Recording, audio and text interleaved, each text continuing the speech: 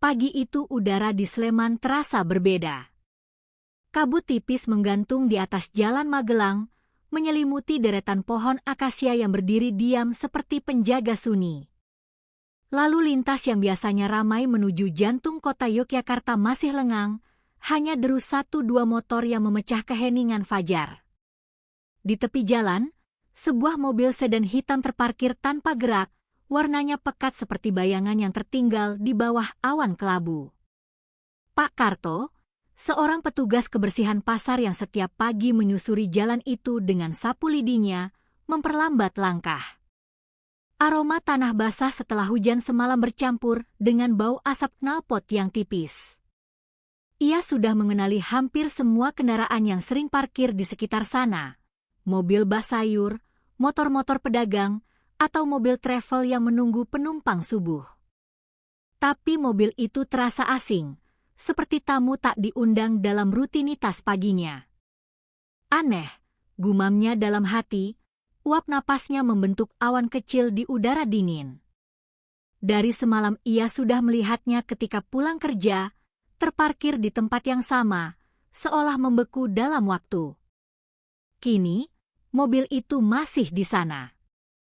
Kaca jendelanya tertutup rapat, dan ada lapisan embun tebal di sisi dalamnya, seolah udara di dalam mobil itu adalah dunia yang terpisah, dunia yang tidak tersentuh oleh embusan angin pagi.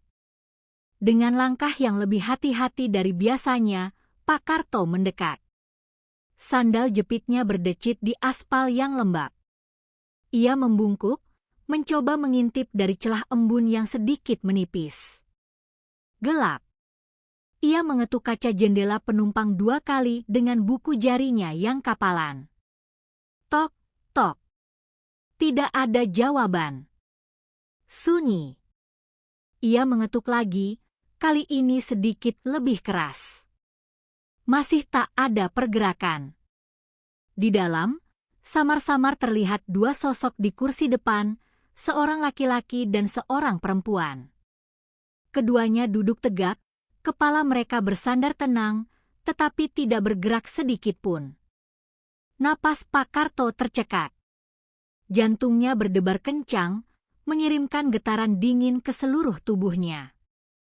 Ia mundur 1 langkah, menatap lekat ke arah mereka, berharap salah satu dari mereka akan menoleh, atau mungkin hanya menggeser posisi tidurnya. Tapi tak ada gerakan sama sekali. Hanya embun yang perlahan menetes di permukaan kaca, seperti air mata sunyi. Dengan tangan gemetar, Pak Karto segera mengeluarkan ponsel tuanya dari saku celana kumalnya. Layarnya retak di beberapa bagian, tapi masih berfungsi. Ia menekan nomor petugas keamanan perumahan yang posnya tidak jauh dari lokasi. Suaranya bergetar ketika ia berkata, "Mas, di jalan dekat jembatan kecil. Ada mobil yang mencurigakan. Sepertinya ada orang di dalamnya, tapi tidak bergerak. Tolong segera datang." Beberapa menit kemudian, yang terasa seperti selamanya bagi Pak Karto, 2 petugas datang bersama sebuah mobil patroli. Sirenenya tidak dinyalakan, hanya lampu birunya yang berputar tanpa suara, memecah kesunyian pagi. Salah satu dari mereka, seorang perwira dengan wajah tenang dan tatapan tajam bernama Komisaris Polisi Bima Arianto, turun dari mobil. Ia menatap sedan hitam itu lama, matanya menyapu setiap detail, dari ban yang sedikit kempes hingga stiker universitas kecil di sudut kaca belakang. Ia kemudian memberi isyarat agar warga yang mulai berkerumun untuk menjauh. Dengan mengenakan sarung tangan lateks hitam, ia mencoba membuka pintu. Terkunci dari dalam. Petugas lain, dengan izin Bima, memecahkan kaca kecil di sisi belakang. Suara kaca pecah terdengar tajam di udara pagi, membuat beberapa orang tersentak. Bau lembab segera menyergap keluar, bercampur dengan aroma bensin yang samar dan udara pengap yang menyesakkan. Saat pintu depan akhirnya terbuka, waktu seolah berhenti. 2 tubuh muda tampak di kursi depan. Wajah mereka pucat pasi namun terlihat tenang, seperti sedang tertidur dalam mimpi yang damai. Laki-laki itu masih menggenggam ponsel di tangannya, ibu jarinya berhenti di atas layar yang gelap. Perempuan di sebelahnya bersandar dengan kepala miring ke kanan, rambut panjangnya tergerai menutupi sebagian bahunya.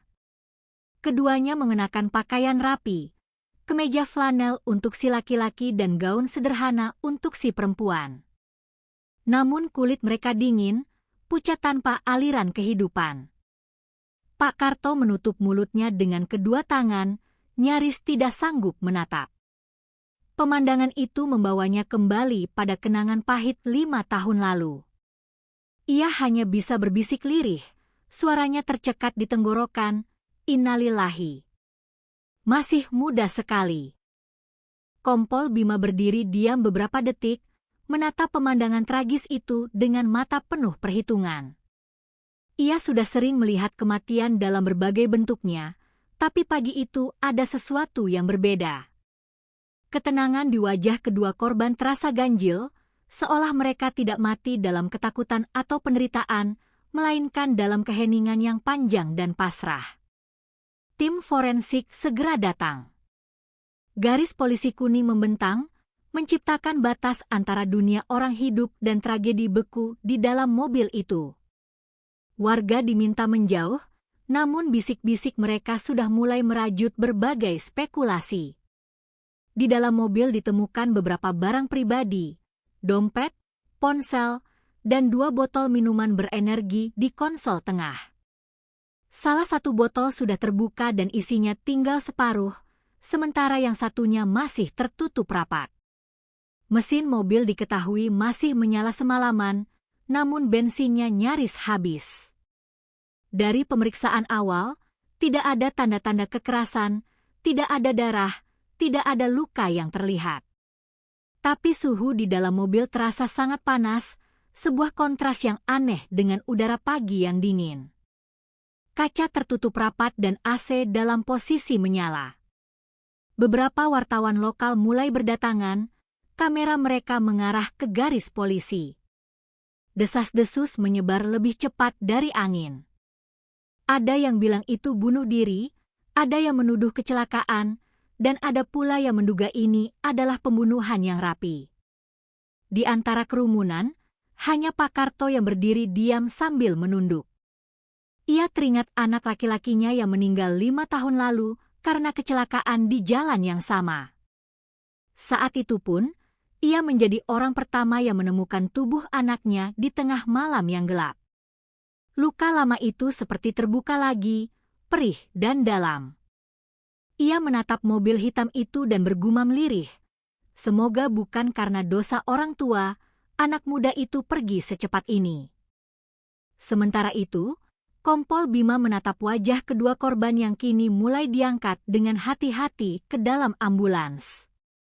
Di dadanya muncul rasa berat yang familiar. Pemandangan ini membangkitkan bayangan masa lalunya sendiri.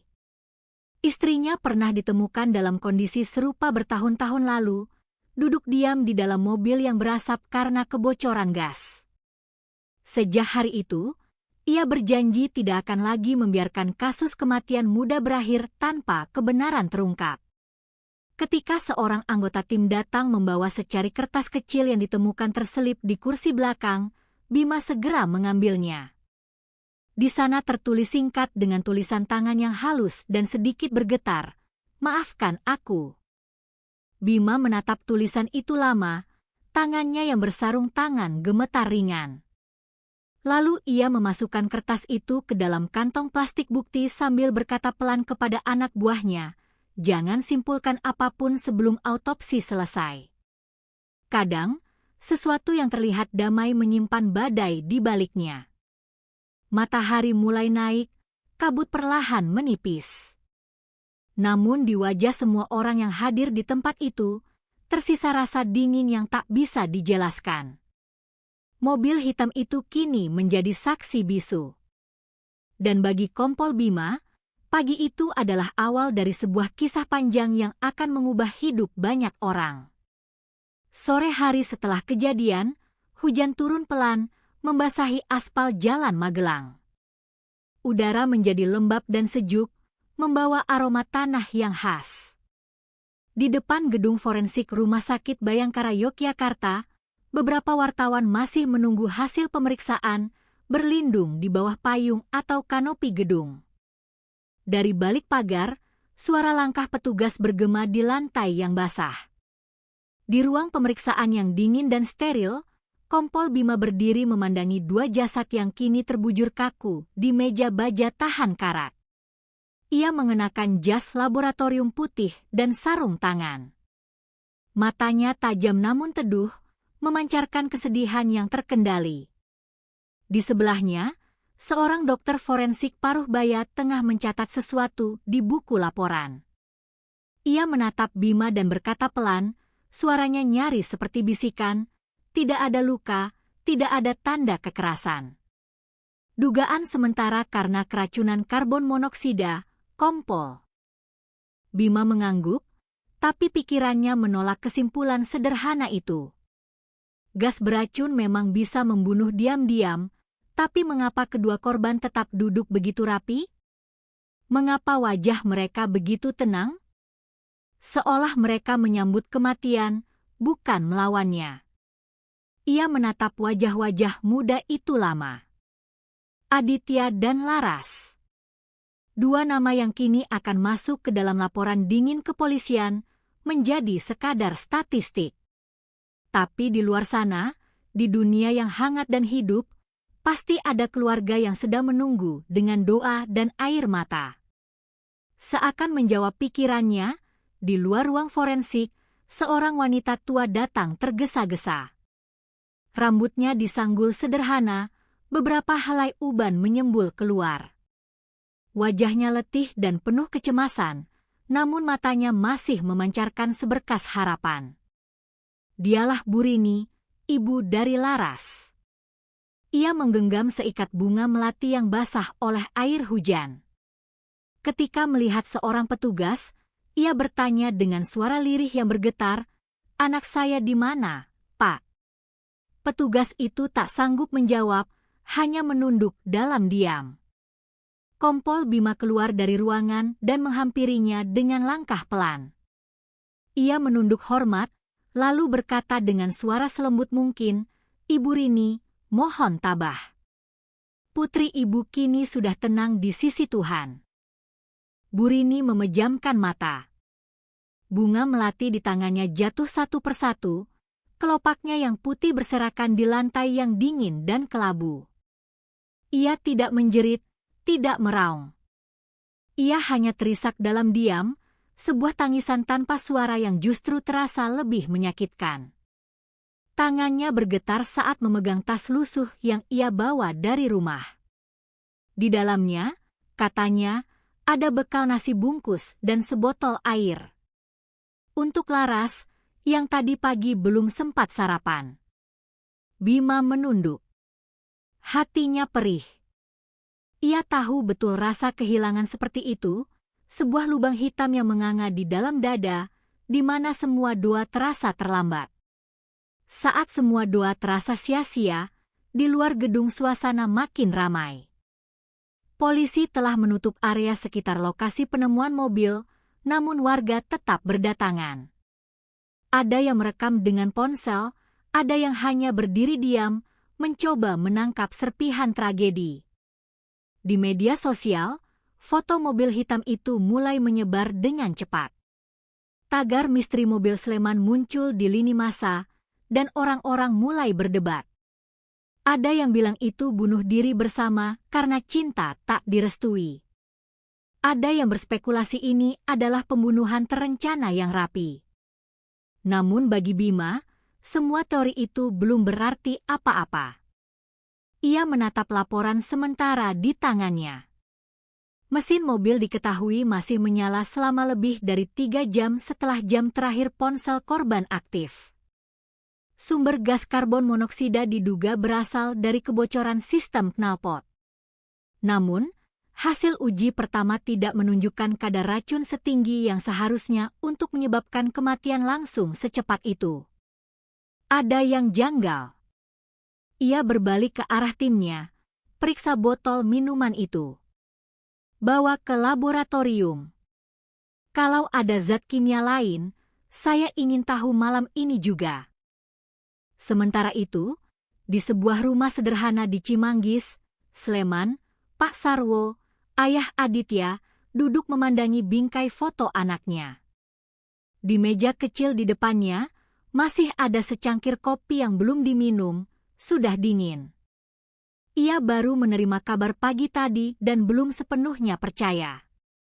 Anak laki-laki yang setiap pagi mengantarnya ke masjid kini tak akan pernah kembali. Tetangga berdatangan, mengucapkan belasungkawa dengan suara pelan. Di antara mereka, seorang pemuda berkata, katanya Adit itu baru tunangannya. Pak, mau nikah tahun depan? Pak Sarwo hanya bisa mengangguk. Suaranya hampir tak keluar. Ia menatap foto Adit yang tersenyum lebar, mengenakan seragam bengkel kebanggaannya. Dulu, Adit selalu berkata, "Pak, aku ingin buka bengkel sendiri biar bisa kerja dekat rumah." Kini, harapan itu terkubur bersama suara hujan di sore hari. Kembali di kantor polisi, Bima duduk di depan meja kerjanya yang berantakan.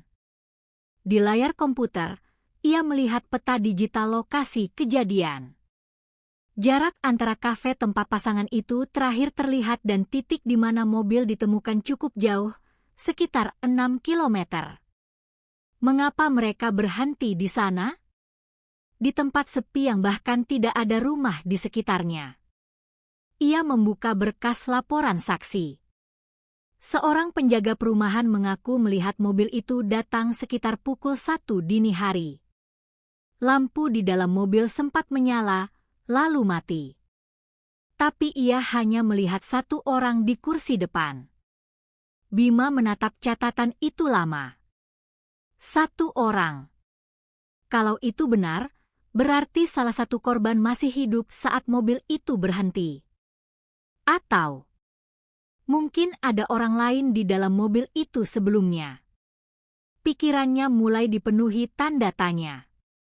Ia tahu, setiap misteri selalu punya lapisan yang tidak terlihat oleh mata telanjang. Dan terkadang, kebenaran yang paling gelap justru bersembunyi di balik hal-hal kecil yang tampak sederhana. Menjelang malam, hasil uji awal dari laboratorium datang.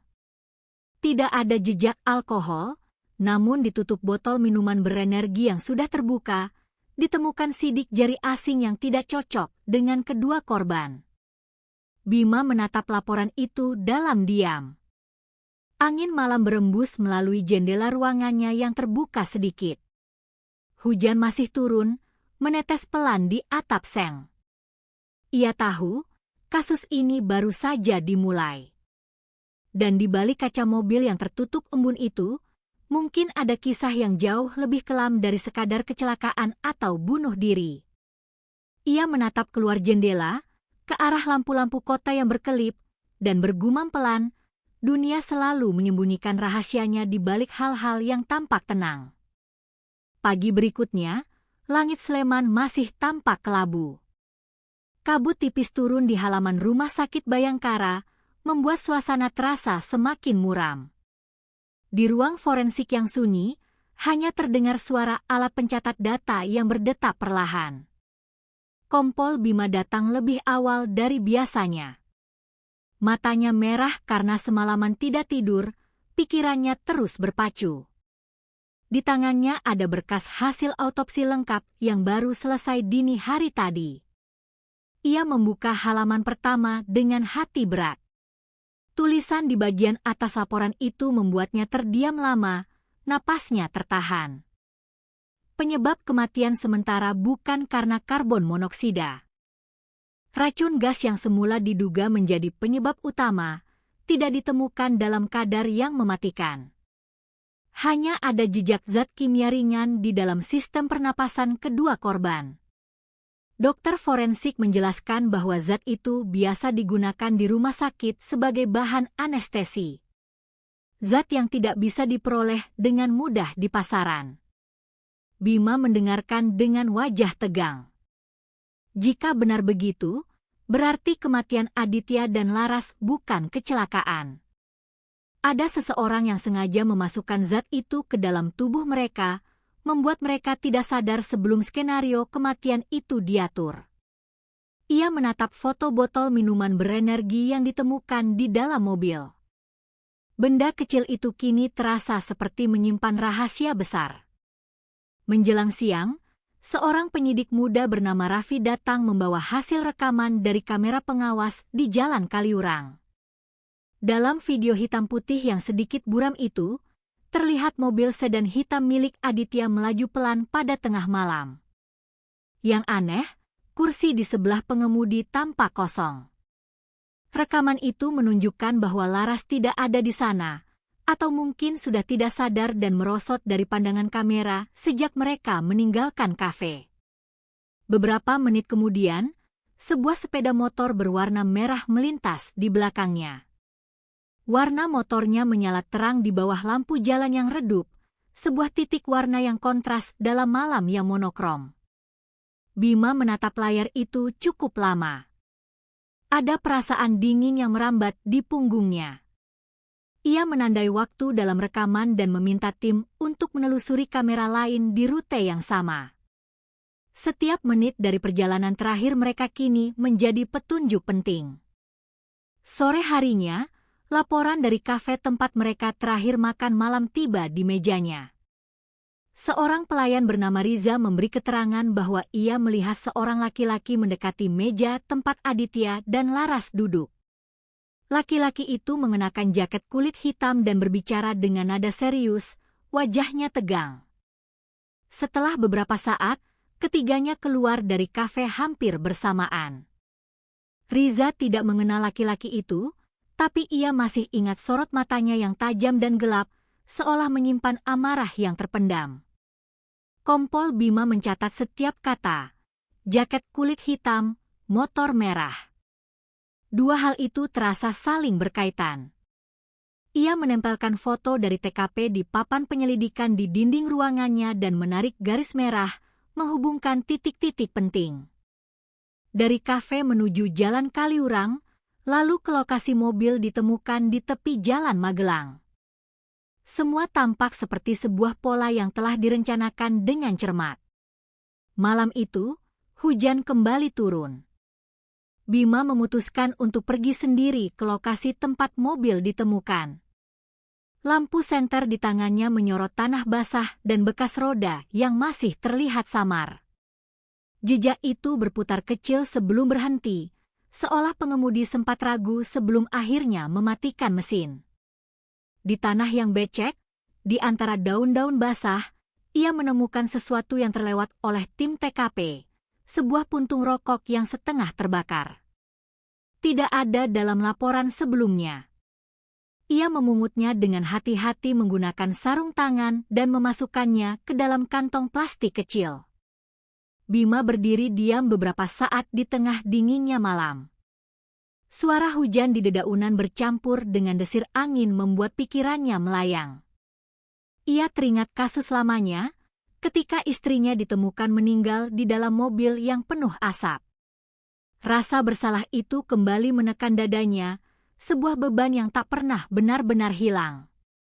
Ia berjanji dalam hati, kali ini ia tidak akan membiarkan kebenaran terkubur di bawah tumpukan berkas dan kesimpulan yang terburu-buru.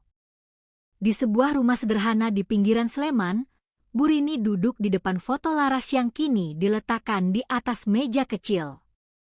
Di depannya ada bunga melati yang mulai layu dan sebuah lilin kecil yang hampir padam apinya. Ia berdoa pelan, memohon agar arwah putrinya diterima dengan tenang. Dalam keheningan malam, air matanya jatuh satu persatu.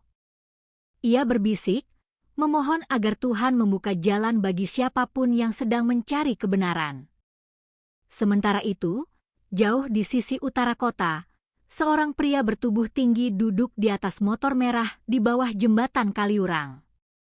Jaket kulit hitam yang basah oleh gerimis melekat di tubuhnya. Ia menatap layar ponsel di tangannya yang menampilkan berita tentang kematian Aditya dan Laras. Wajahnya datar, tanpa ekspresi. Namun di dalam hatinya, ada campuran antara penyesalan dan sebuah kebanggaan yang aneh.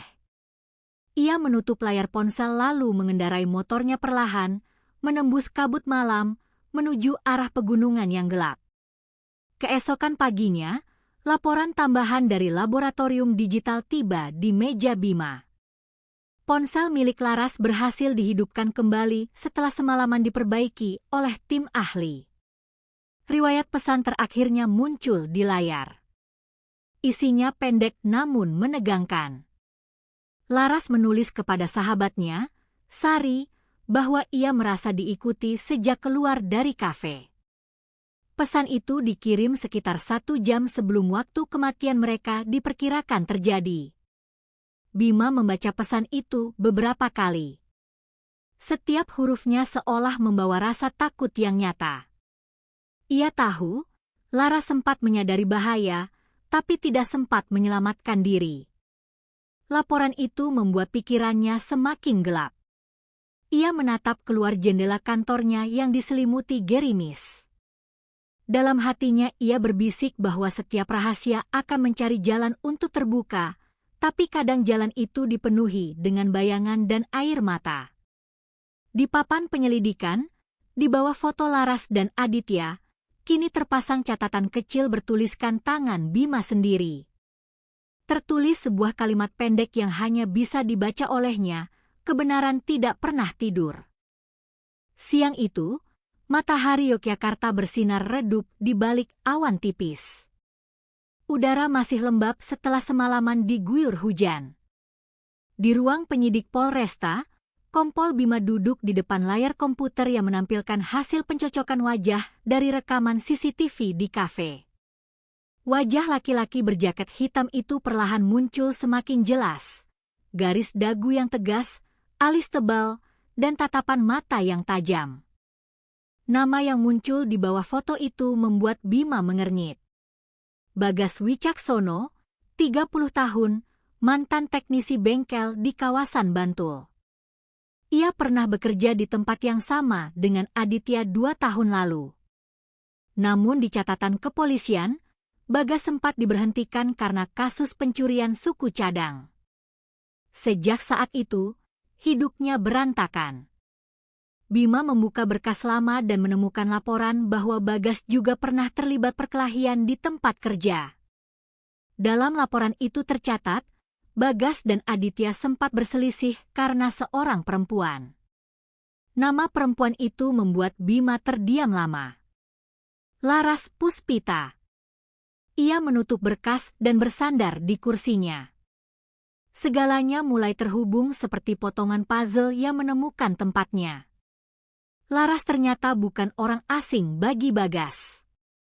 Mereka pernah menjalin hubungan cukup lama sebelum berpisah.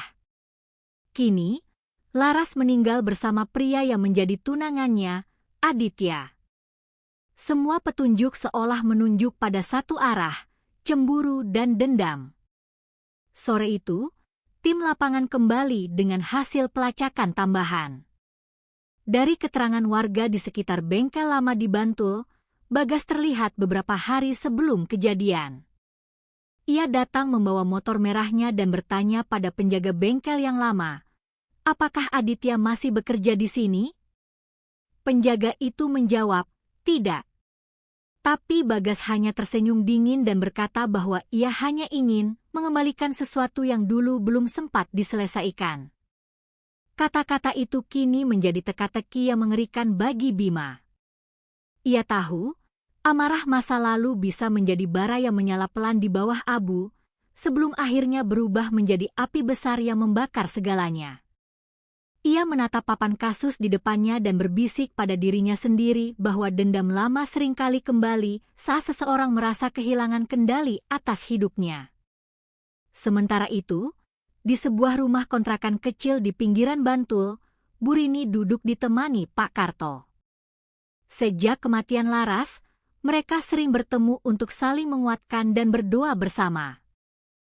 Pak Karto membawa bunga melati segar yang ia petik dari halaman rumahnya. Ia berkata bahwa aroma melati mengingatkannya pada anak laki-lakinya yang dulu juga meninggal di jalan yang sama. Bu Rini mendengarkan dengan mata berkaca-kaca. Dua orang tua yang sama-sama kehilangan kini menemukan pelipur lara dalam kebersamaan yang sunyi. Pak Karto kemudian berkata pelan bahwa malam sebelum penemuan mobil, ia sempat melihat motor merah melintas pelan di depan pasar. Ia tidak mengira motor itu punya kaitan dengan kejadian besar keesokan paginya. Sekarang, setelah melihat berita di televisi, wajah pengendara motor itu terasa familiar. Ia bersedia memberi keterangan jika diperlukan. Kabar itu membuat Bima segera mengatur pertemuan. Malamnya, ia menemui Pak Karto di rumah sederhananya di tepi sawah. Angin malam membawa aroma lumpur basah dan suara jangkrik yang ramai. Pak Karto bercerita tanpa banyak hiasan. Ia mengatakan bahwa pengendara motor itu mengenakan jaket hitam dan helm tertutup. Tapi dari bentuk tubuh dan cara berkendaranya, ia yakin orang itu mengenali jalanan di sekitar situ dengan baik, seolah sudah sering lewat di sana. Bima mencatat semua keterangan itu dengan teliti.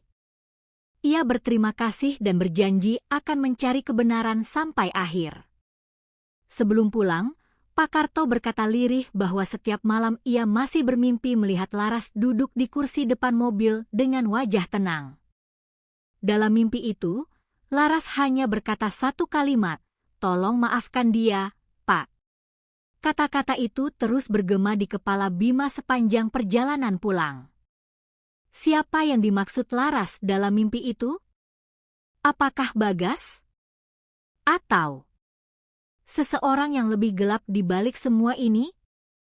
Beberapa hari kemudian, hasil pemeriksaan laboratorium keluar. Pada botol minuman ditemukan jejak zat bernama etomidat, sebuah senyawa yang biasa digunakan sebagai obat bius cepat. Zat ini dapat membuat seseorang kehilangan kesadaran dalam waktu singkat jika diminum tanpa pengawasan medis. Fakta itu memperkuat dugaan bahwa Aditya dan Laras dibuat pingsan sebelum skenario kematian mereka diatur. Bima memerintahkan timnya menelusuri rekaman kamera dari toko-toko di sekitar kafe. Dari salah satu minimarket di Jalan Kaliurang, mereka menemukan bukti penting. Rekaman menunjukkan seorang pria dengan jaket kulit hitam membeli 2 botol minuman berenergi yang mereknya sama dengan yang ditemukan di mobil korban. Transaksi dilakukan dengan uang tunai pada pukul 23.15. Dari hasil pencocokan wajah, identitas pembeli itu sesuai dengan Bagas Wicaksono. Bukti semakin kuat. Namun, yang paling membuat Bima heran adalah ekspresi Bagas dalam rekaman itu. Ia tidak tampak panik atau gugup. Sebaliknya, ia terlihat tenang dan bahkan tersenyum kecil pada kasir, seolah tahu persis apa yang sedang ia lakukan. Sore itu, Bima berdiri di depan jendela kantornya. Langit Yogyakarta mulai berubah jingga. Di kejauhan, terdengar suara azan maghrib dari menara masjid. Ia menatap foto Laras dan Aditya di mejanya. 2 anak muda yang kehilangan masa depan karena cinta yang berubah menjadi obsesi. Dalam hati, Bima berdoa agar kebenaran bisa menenangkan arwah mereka. Namun di balik yakinannya bahwa Bagas adalah pelaku, Bima masih merasakan sesuatu yang ganjil. Semua bukti terasa terlalu rapi, seolah sengaja disusun untuk mudah ditemukan. Ia mulai curiga bahwa mungkin ada seseorang lain yang berdiri di belakang Bagas. Seseorang yang lebih pandai, yang sengaja mendorong semua ini terjadi. Malam semakin gelap. Di sebuah kamar kos sempit di daerah Bantul, Bagas duduk di lantai, menatap dinding yang kosong. Di tangannya ada sebuah foto lama dirinya bersama Laras saat mereka masih tertawa bahagia. Ia berbisik pelan, "Aku tidak ingin kamu mati, Ras. Aku hanya ingin semua kembali seperti dulu. Matanya basah, tangannya bergetar memegang foto yang sudah kusam itu. Di atas meja kecil, sebuah ponsel terus bergetar, menampilkan pesan masuk dari nomor tanpa nama pengirim. Pesan itu hanya berisi 2 kata, "Semua sudah siap." Bagas menatap layar itu lama. Lalu ia menutup ponsel dan mematikan lampu kamar. Dalam kegelapan, hanya terdengar napasnya yang berat dan tersengal. Hujan turun deras malam itu di kawasan Bantul. Langit gelap seolah ikut menutup segala rahasia. Di sebuah gang sempit, suara langkah sepatu bot petugas terdengar terburu-buru, memecah genangan air. Lampu merah biru dari mobil patroli berputar tanpa suara di antara kabut hujan, memantul di dinding rumah-rumah sederhana. Kompol Bima berdiri di bawah payung hitam, matanya menatap sebuah rumah kos kecil di ujung gang. Dari laporan yang masuk, Bagas Wicaksono terlihat masuk ke rumah itu 2 hari lalu dan belum keluar lagi. Ia membawa 1 tas besar dan motor merahnya kini terparkir di belakang. Semua tanda mengarah pada tempat ini. Bima memberi aba-aba pada timnya. Mereka mengepung dengan tenang, bergerak seperti bayangan. Angin malam membawa aroma tanah basah dan ketegangan. Ketika pintu didobrak, ruangan itu gelap dan sunyi. Hanya ada suara hujan yang menetes dari atap yang bocor. Di dalam kamar sempit itu, Bagas duduk di lantai, bersandar pada dinding. Wajahnya pucat, matanya sayu seperti seseorang yang sudah kehilangan arah. Petugas menyorotkan senter ke wajahnya. Bagas tidak melawan. Ia hanya mengangkat kedua tangannya perlahan, seolah menyerah bukan karena takut, tapi karena lelah. Di hadapannya, Kompol Bima berdiri diam. Untuk sesaat, keduanya hanya saling menatap dalam hening. Bagas berkata dengan suara serak, "Saya tahu Bapak akan datang." Ia tidak berusaha kabur, karena merasa semuanya sudah selesai. Dalam suaranya ada campuran antara kesedihan dan kepahitan. "Saya tidak bermaksud membunuh siapapun, Pak. Saya hanya ingin Laras sadar bahwa saya masih ada." Bima memintanya bercerita dari awal. Dengan tangan gemetar, Bagas mulai berbicara pelan.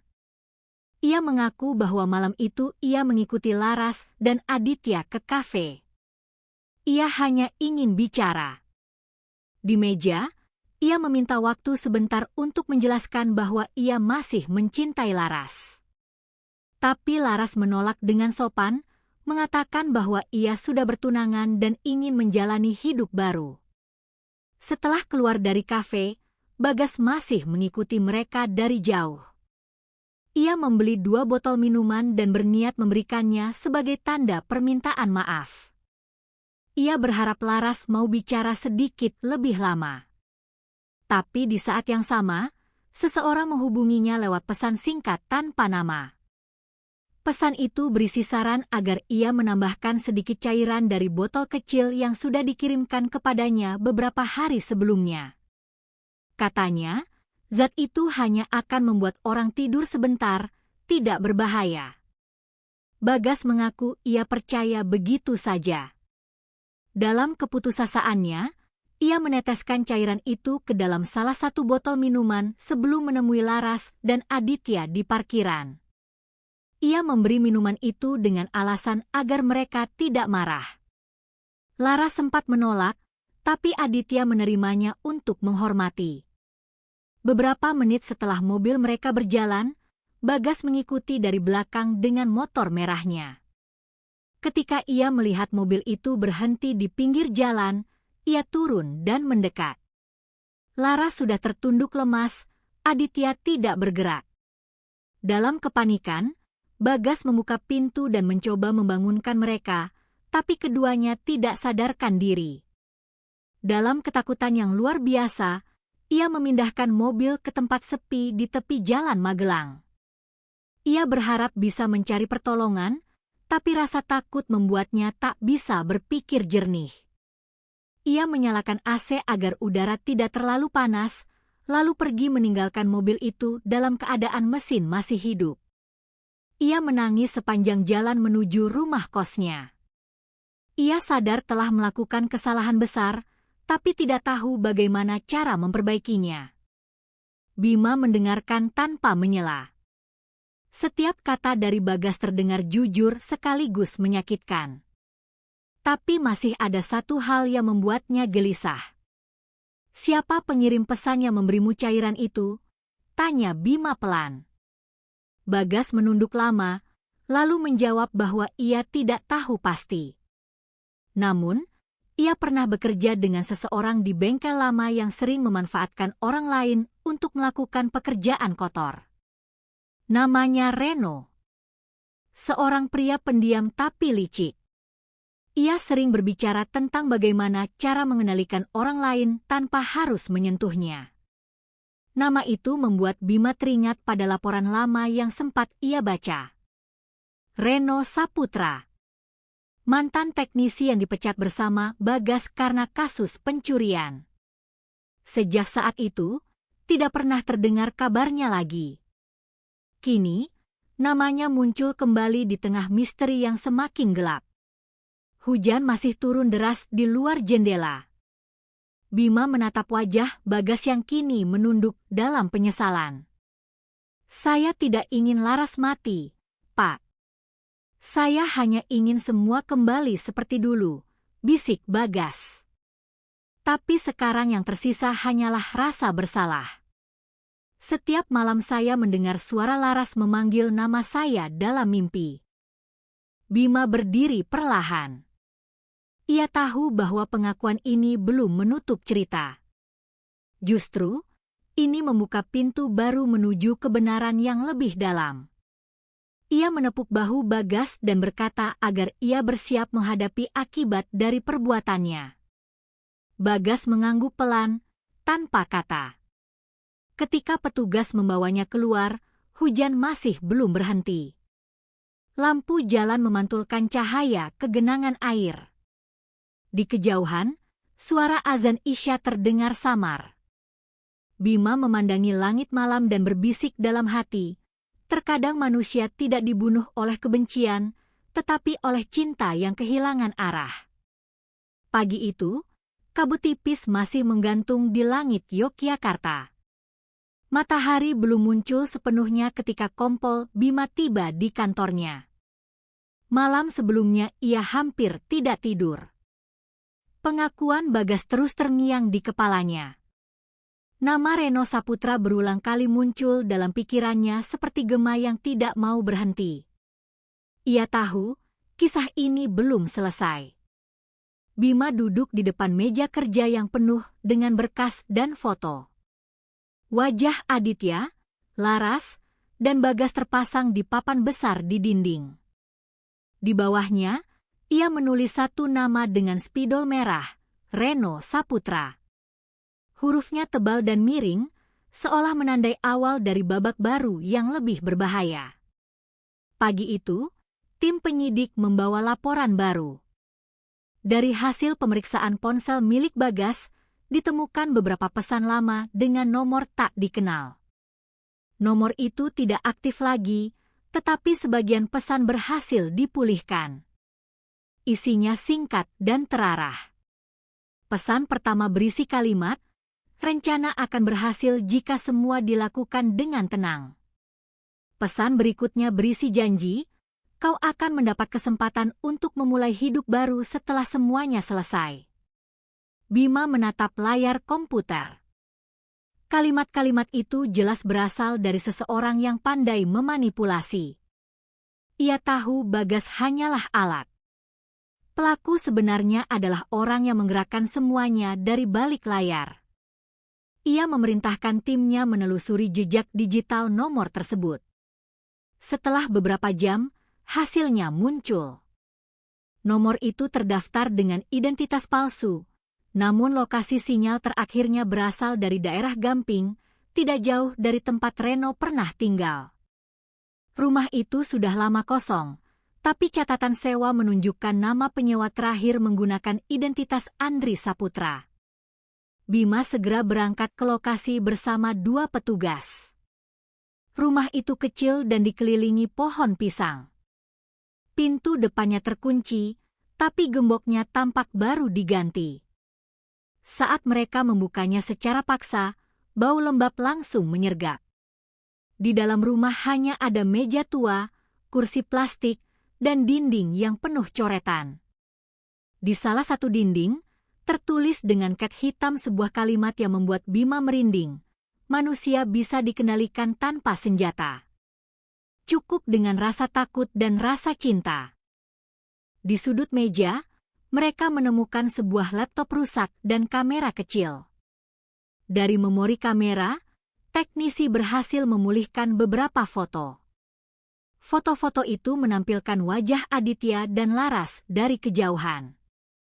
Ada juga foto Bagas sedang bekerja di bengkel. Semua diambil dalam 2 bulan terakhir. Artinya, Reno sudah memantau mereka jauh sebelum kejadian. Bima berdiri lama di depan temuan itu. Ia tahu ini bukan sekadar kasus pembunuhan biasa. Ini adalah permainan pikiran. Reno bukan hanya ingin menyakiti, tapi ingin membuktikan sesuatu tentang kekuasaan, tentang kendali, tentang betapa mudahnya manusia dijebak oleh perasaannya sendiri. Sementara itu di kantor polisi, Bagas duduk diam di ruang tahanan. Ia mulai menulis sesuatu di buku catatan kecil. Setiap halaman dipenuhi kata-kata penyesalan. Kadang ia menulis nama Laras berulang kali.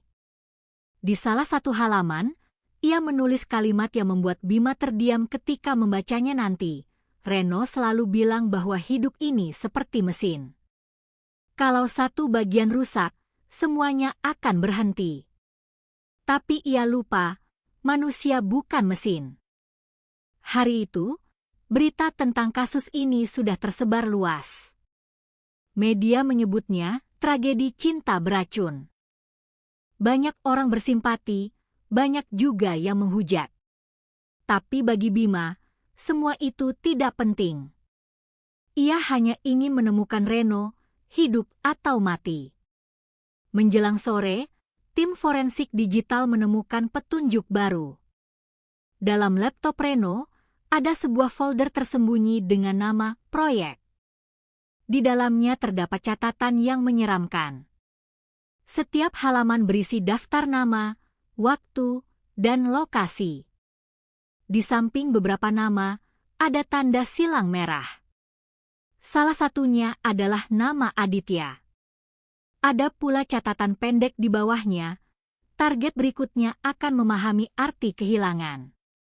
Bima menatap layar komputer dengan dada sesak.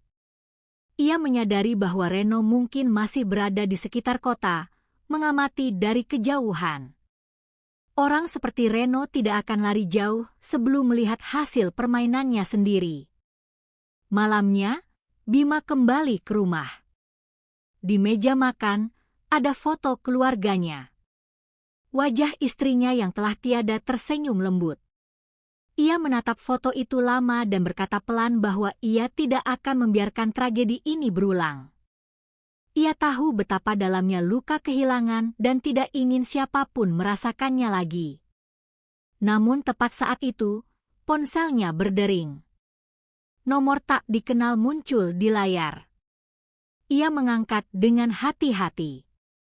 Suara di seberang terdengar berat dan tenang. Suara itu berkata, "Permainan baru saja dimulai, Kompol." Dan kebenaran selalu punya 2 sisi. Sebelum Bima sempat bertanya siapa yang berbicara, sambungan sudah terputus. Suara itu terdengar sangat familiar. Ia yakin itu suara Reno. Bima berdiri memandangi malam dari jendela. Di luar, lampu kota berkelip di antara hujan tipis. Ia tahu, perburuan baru saja dimulai. Dan kali ini, ia tidak hanya mengejar seorang pelaku, Ia sedang menghadapi seseorang yang ingin mengguncang keyakinannya tentang kebenaran itu sendiri. Udara pagi di Kaliurang terasa lembab dan dingin. Kabut tebal menggantung di antara pepohonan pinus, membuat cahaya matahari sulit menembus. Di jalan sempit menuju lereng gunung, mobil hitam kepolisian melaju perlahan. Di dalamnya, Kompol Bima duduk dengan pandangan kosong, matanya menatap keluar jendela, mengikuti siluet kabut yang menari di udara. Sejak menerima telepon misterius semalam, pikirannya tidak tenang. Suara di seberang terdengar terlalu yakin, terlalu dekat. Ia tahu itu Reno. Namun, yang membuatnya gelisah bukan hanya isi pesan, melainkan nada bicaranya. Suara itu terdengar seperti seseorang yang menikmati permainan yang sedang ia ciptakan. Di samping Bima, penyidik muda Raffi memegang peta digital. Ia menjelaskan bahwa sinyal terakhir dari laptop Reno terlacak di wilayah Kaliurang Barat, di dekat deretan villa tua yang sudah lama tidak dihuni. Lokasi itu terpencil, dikelilingi hutan pinus dan tebing batu.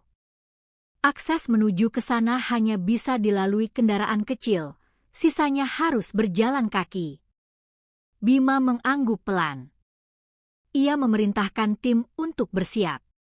Mereka berangkat dalam diam, hanya suara mesin mobil yang memecah kesunyian. Setelah 1 jam perjalanan, mereka tiba di kaki lereng. Di sana berdiri deretan villa tua yang dindingnya mulai ditumbuhi lumut. Angin dingin berhembus membawa aroma tanah basah. Tim menyebar perlahan, langkah mereka nyaris tidak terdengar di antara dedaunan yang gugur. Bima berjalan paling depan. Ia mengangkat senter dan menyinari dinding sebuah villa. Di bagian bawah jendela, terlihat sebuah simbol berbentuk lingkaran dengan tanda panah kecil, digambar menggunakan cat hitam. Simbol itu sama dengan yang ditemukan di rumah lama Reno di Gamping. Di dalam villa, ruangan gelap dan berantakan. Perabotan tua berserakan, debu menebal di setiap sudut. Di atas meja kayu, ada beberapa kertas bertuliskan kalimat-kalimat singkat yang tampak seperti catatan pribadi. Salah satunya membuat Bima terdiam lama. Kebenaran tidak diciptakan oleh fakta, tapi oleh cerita yang dipercaya orang banyak. Bima membaca kalimat itu pelan. Ia bisa merasakan pola pikir Reno dari setiap tulisan. Reno bukan hanya seorang pelaku kejahatan, ia seorang perencana, seorang yang ingin menguji batas antara kebenaran dan kebohongan.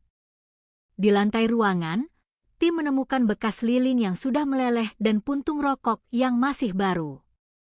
Artinya, tempat ini belum lama ditinggalkan. Di salah satu sudut ruangan, terdapat kamera kecil yang masih menyala. Ketika teknisi memeriksa, mereka menemukan satu file video yang direkam 2 hari lalu. Layar laptop menampilkan wajah Reno. Ia duduk di kursi kayu dengan latar belakang ruangan yang sama. Wajahnya tenang, suaranya datar. Ia berkata, permainan ini belum selesai. Manusia akan selalu mencari sesuatu untuk dipercaya, meski kebenaran ada di depan mata mereka. Lalu ia tersenyum menatap kamera, seolah tahu siapa yang akan menontonnya. Bima mematikan video itu dengan tangan gemetar. Ia merasa seolah sedang diawasi. Di luar ruangan, angin bertiup makin kencang. Daun-daun kering berterbangan masuk lewat jendela yang pecah. Dari kejauhan, terdengar suara langkah cepat, lalu teriakan seorang anggota tim memanggil namanya. Raffi berlari masuk membawa sebuah ponsel bekas yang ditemukan di balik tumpukan kayu. Ponsel itu masih berfungsi sebagian. Dalam kotak pesan, terdapat satu catatan suara yang belum sempat dikirim. Ketika diputar, terdengar suara Bagas dengan nada panik. Ia berkata, Reno tidak seperti yang saya kira. Dia telah menipu saya.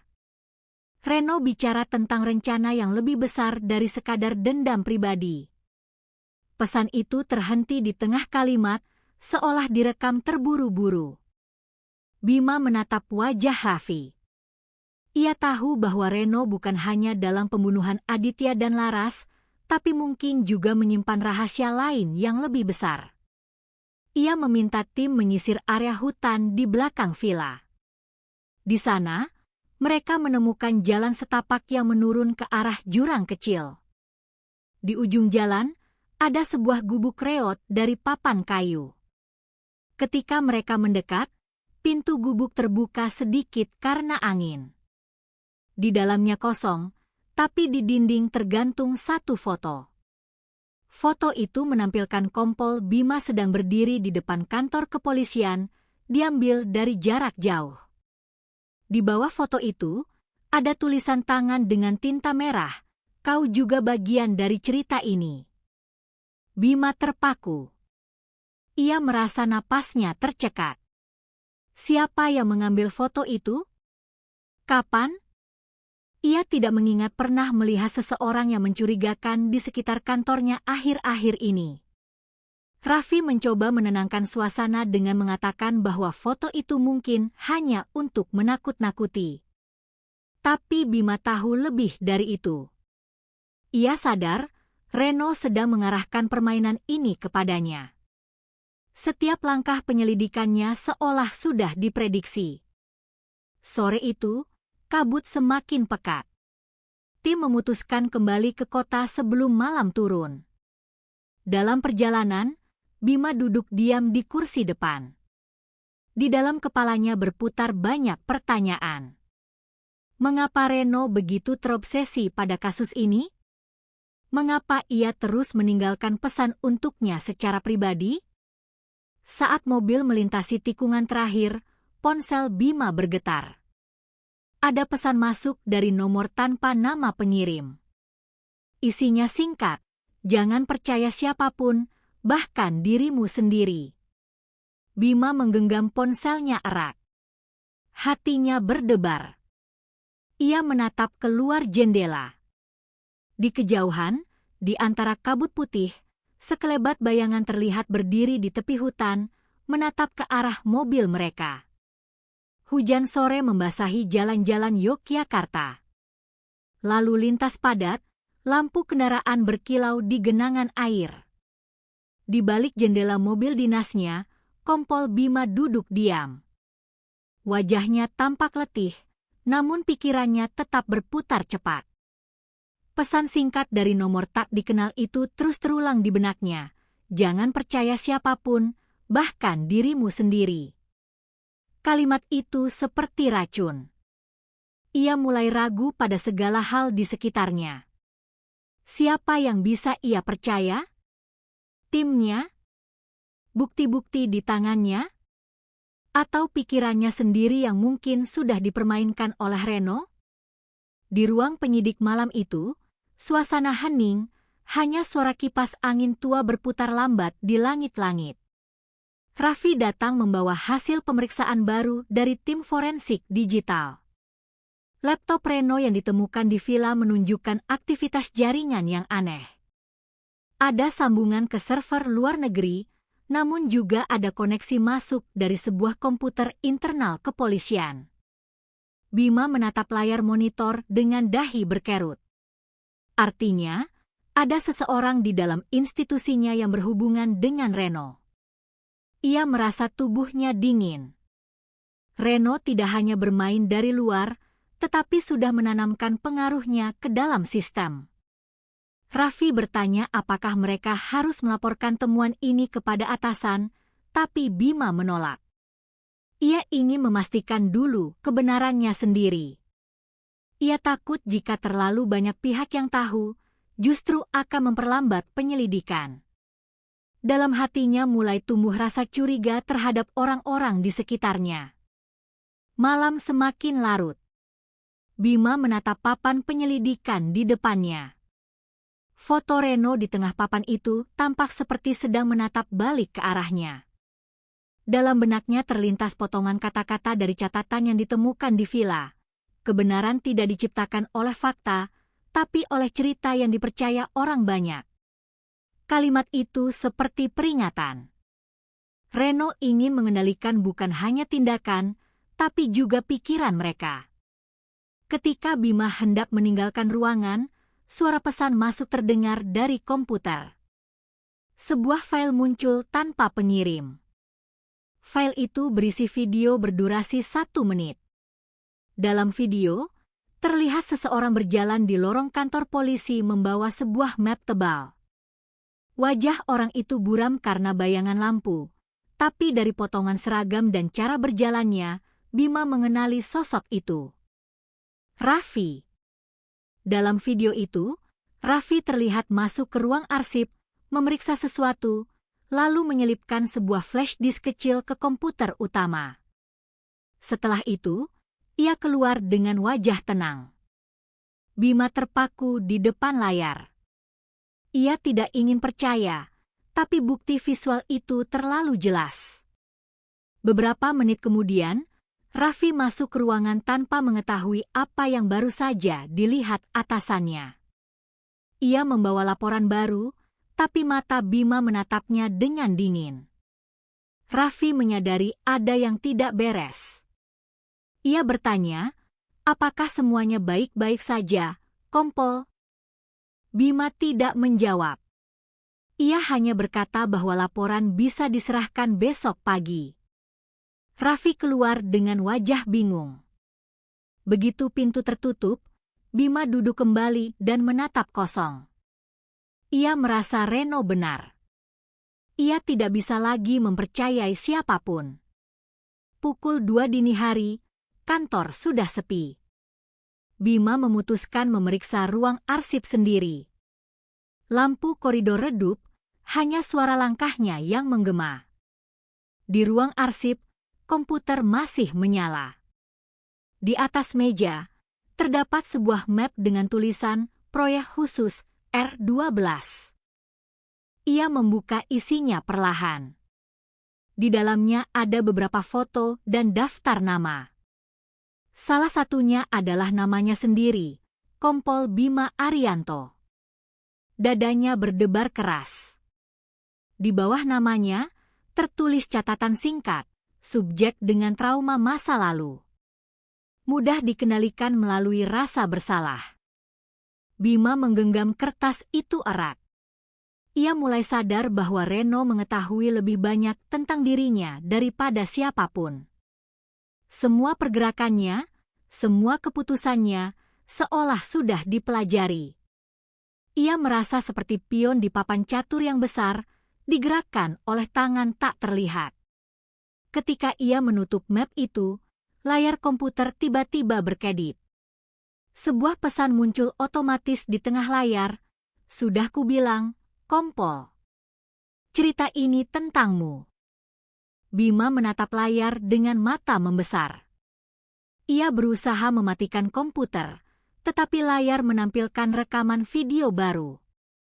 Wajah Reno muncul dengan senyum tenang. Ia berkata, semua orang punya bayangan, Kompol. Dan bayangan itu akan selalu lebih jujur daripada diri mereka sendiri. Video berhenti, tapi pantulan wajah Bima di layar yang gelap tampak seperti tersenyum balik padanya. Ia menatap bayangan itu lama. Dalam kepalanya muncul pertanyaannya menakutkan, apakah semua ini permainan Reno, atau pikirannya sendiri yang mulai pecah karena tekanan? Subuh menjelang. Ketika petugas lain datang, mereka menemukan ruangan Bima kosong. Di atas mejanya, hanya ada sebuah catatan kecil dengan tulisan tangan yang sederhana. Kebenaran sedang menatapku dari balik bayangan. Pagi itu, udara di Yogyakarta terasa ganjil. Matahari baru saja naik, tapi langit masih abu-abu. Di halaman belakang Polresta, beberapa petugas berdiri berkelompok, berbisik pelan. Kabar bahwa Kompol Bima tidak datang sejak subuh membuat semua orang gelisah. Mobil dinasnya masih terparkir di halaman. Ponselnya tidak aktif. ruang kerjanya ditemukan terkunci dari dalam. Ketika pintu dibuka dengan kunci cadangan, ruangan itu sunyi. Di meja, hanya ada secari kertas bertuliskan kalimat pendek, "Kebenaran sedang menatapku dari balik bayangan." Di sudut ruangan, papan penyelidikan yang semula penuh dengan foto dan benang merah kini kosong. Semua bukti tentang kasus Reno menghilang. AKBP Hendra, atasan langsung Bima, segera membentuk tim pencarian internal. Ia memerintahkan agar semua data disalin kembali dari arsip digital. Namun, ternyata file penyelidikan utama juga telah dihapus dari sistem pusat. Tidak ada tanda peretasan dari luar, melainkan penghapusan langsung dari akun internal milik Bima sendiri. Sementara itu, Raffi berdiri di depan jendela ruang penyidik dengan wajah pucat. Ia merasa ada sesuatu yang salah sejak malam terakhir mereka bekerja bersama. Ia teringat tatapan dingin Bima. Ada rasa bersalah yang tak bisa ia jelaskan. Siang hari, hasil rekaman CCTV kantor mulai diperiksa. Semua berjalan normal hingga pukul 2 dini hari. Tepat pada waktu itu, layar menunjukkan sosok seseorang berjalan keluar dari ruang penyidik. Seragamnya sama seperti milik Bima, tetapi wajahnya tidak terlihat jelas karena cahaya lampu padam sesaat. Setelah keluar dari gedung, sosok itu berjalan tenang melewati halaman belakang dan menghilang ke arah jalan utama. 5 menit kemudian, kamera mati secara bersamaan di seluruh gedung. Sistem log menunjukkan perintah manual dari akun administrator. Anehnya, administrator itu bukan Bima. Akun tersebut menggunakan identitas yang terdaftar atas nama Reno Saputra. Ruangan menjadi hening ketika data itu muncul. Bagaimana mungkin seorang buronan seperti Reno bisa masuk ke sistem internal kepolisian? Siapa yang memberinya akses? Sore harinya, hujan turun deras. Raffi duduk sendirian di ruang arsip, menatap tumpukan berkas lama. Ia merasa bersalah karena semalam tanpa sengaja menyalakan komputer utama untuk menyalin data. Mungkin saat itulah Reno menanamkan sesuatu ke dalam sistem. Ia teringat video yang memperlihatkan dirinya di ruang arsip, video yang membuat Bima curiga. Tapi ia yakin tidak pernah melakukan seperti yang terlihat di rekaman itu. Apakah video itu hasil manipulasi Reno? Di tengah kebingungan itu, ia menemukan sebuah map lama bertuliskan Kasus Bantul 2016. Di dalamnya terdapat laporan penyelidikan kecelakaan mobil yang melibatkan nama yang sama, Reno Saputra dan Bima Nugraha. Ternyata, mereka pernah bertemu bertahun-tahun lalu dalam sebuah kasus yang membuat karir Bima naik cepat. Kasus itu berakhir dengan kematian 2 saksi dan seorang tertuduh yang tidak pernah ditemukan. Nama tertuduh itu adalah Reno Saputra. Raffi menatap dokumen itu lama. Mungkin inilah alasan mengapa Reno terus memburu Bima. Ini bukan permainan baru, melainkan kelanjutan dari masa lalu yang belum selesai. Malam itu, AKBP Hendra mengadakan rapat darurat. Ia mengumumkan bahwa Kompol Bima resmi dinyatakan hilang dalam tugas. Semua petugas diperintahkan waspada. Tapi larangan itu datang terlambat. Beberapa menit setelah rapat selesai, hampir semua ponsel di ruangan berbunyi bersamaan.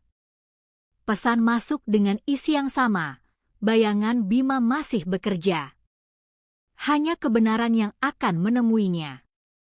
Di luar gedung, para wartawan sudah mulai menulis berita bahwa penyidik utama kasus pembunuhan Aditya dan Laras menghilang secara misterius.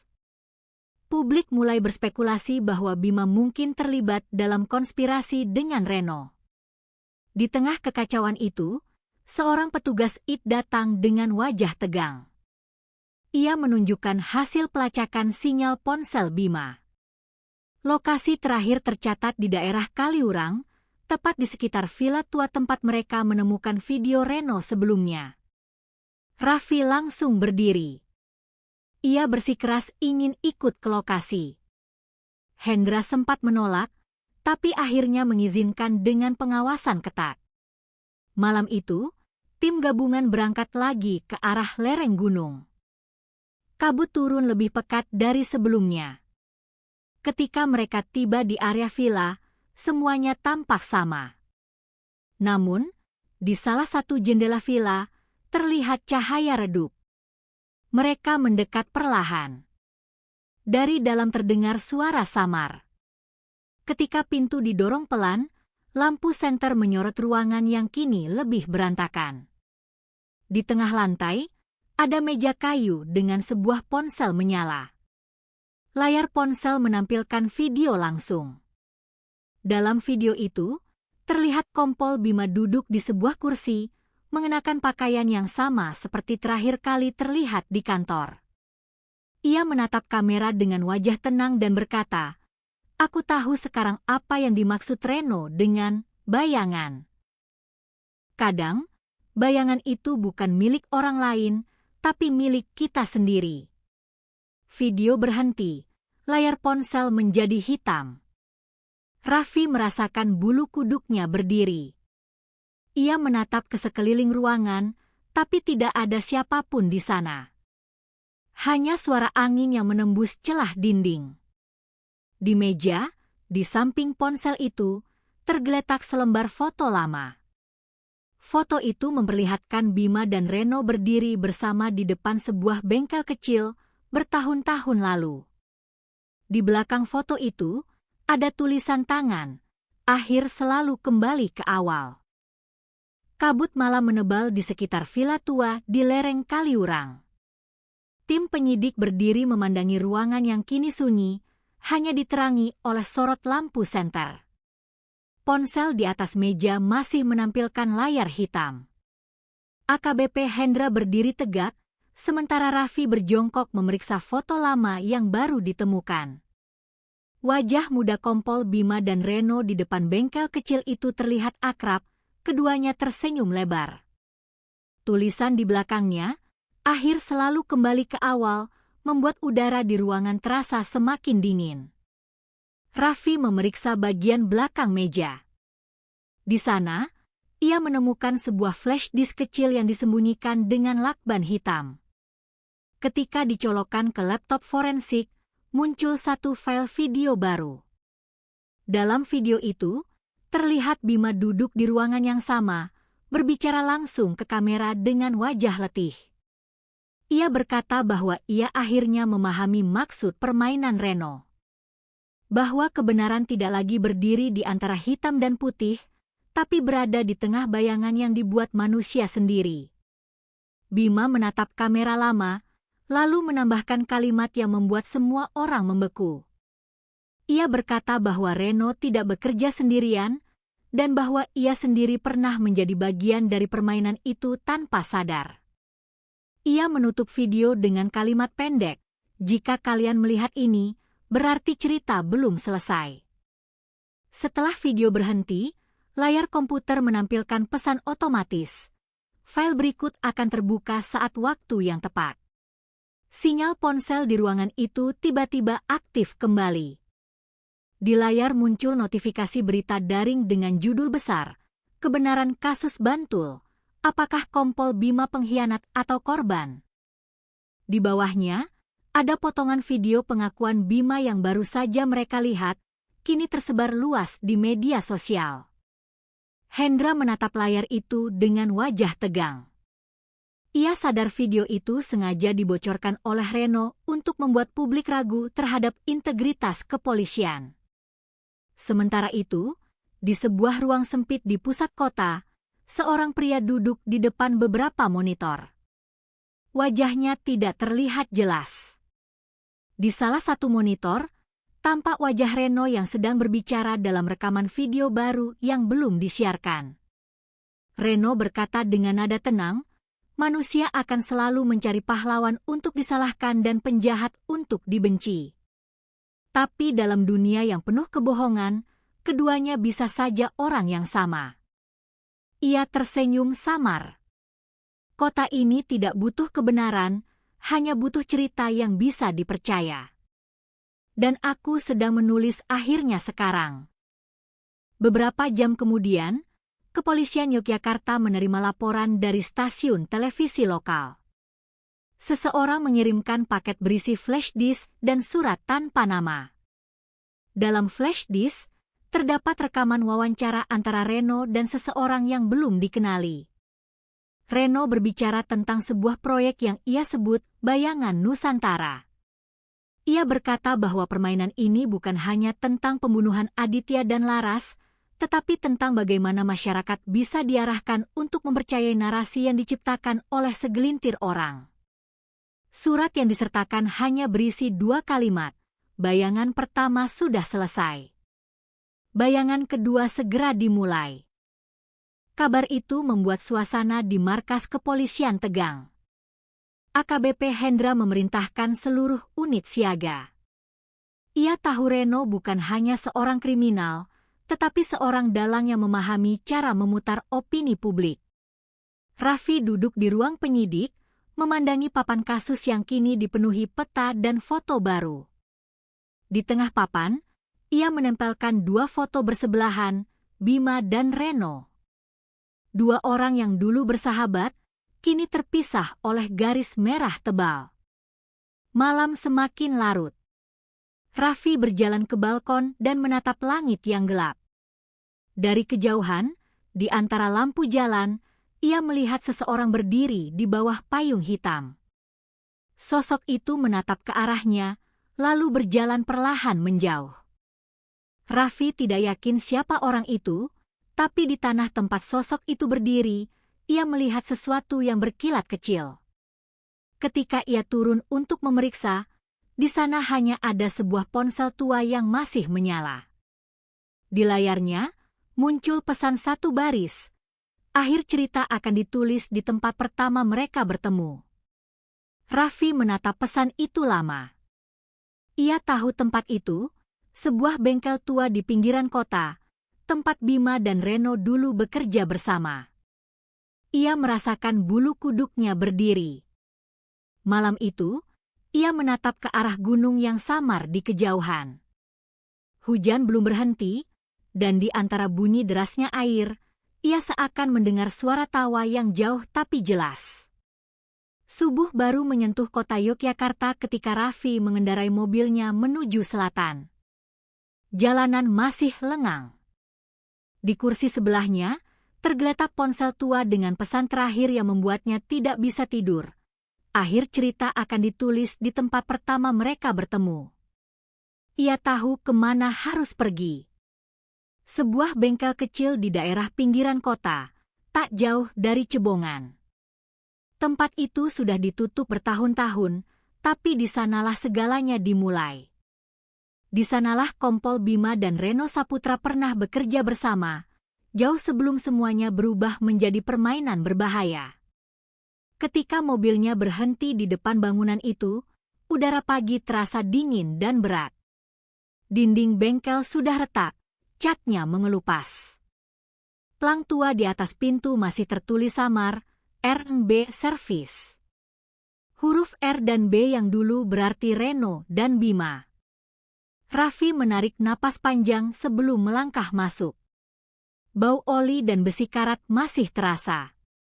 Di pojok ruangan, ada meja kayu berdebu dengan beberapa perkakas berserakan. Ia menyalakan senter. Di tembok, terpampang sebuah foto lama, 2 pemuda sedang tertawa, 1 memegang kunci pas, 1 lagi menunjuk ke arah kamera. Ia tahu siapa mereka. Di bawah tumpukan kain lap kotor di atas meja, ia menemukan sebuah buku catatan dengan sampul hitam. Halamannya berisi tulisan tangan Bima, seperti jurnal pribadi. Ia membaca pelan. Di halaman pertama, tertulis tanggal 7 tahun lalu. Di bawahnya ada kalimat yang membuat dada Raffi bergetar. Reno berkata bahwa setiap mesin punya jiwanya sendiri. Kalau diperlakukan dengan salah, ia akan berhenti bekerja. Sama seperti manusia. Raffi membalik halaman berikutnya. Isinya berubah menjadi catatan penyelidikan. Tampaknya Bima menulis ini saat baru diterima menjadi polisi. Ia menulis tentang kasus kebakaran bengkel yang menewaskan 2 orang pekerja dan membuat Reno menghilang. Dalam catatan itu, Bima mengaku merasa bersalah karena ikut menutupi sesuatu atas perintah atasan, sesuatu yang ia sebut sebagai kesepakatan hitam. Ia menulis bahwa Reno tidak bersalah sepenuhnya, tetapi dijadikan kambing hitam demi melindungi seseorang yang berkuasa di kepolisian saat itu. Nama orang itu tidak disebut, hanya inisial H. Raffi berhenti membaca. Inisial itu terlalu familiar.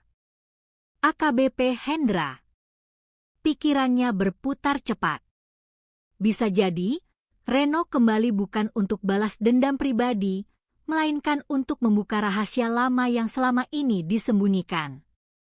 Saat ia menutup buku itu, terdengar suara langkah dari arah belakang.